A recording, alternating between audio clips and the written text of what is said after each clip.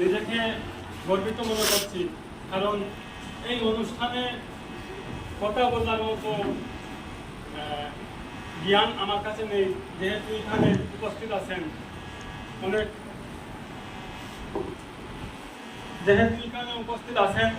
অনেক জ্ঞানী গুণীগণ, তাছাড়া উপস্থিত আছেন এখানে আমাদের তাফাদার স্যার, গুয়াহাটি হাইকোর্টের অ্যাডভোকেট।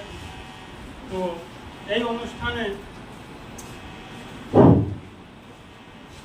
অনুষ্ঠানে আমি উপস্থিত হতে পেরে নিজেকে গর্বিত মনে করছি।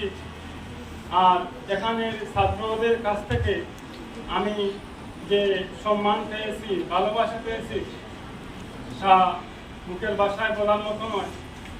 আমি সবাইকে ধন্যবাদ জানাই এবং স্বাধীনতা দিবস উপলক্ষে আমি কিছু বলার মনে করি না, কারণ এখানে অনেক জ্ঞানী গুণীগণ উপস্থিত রয়েছেন।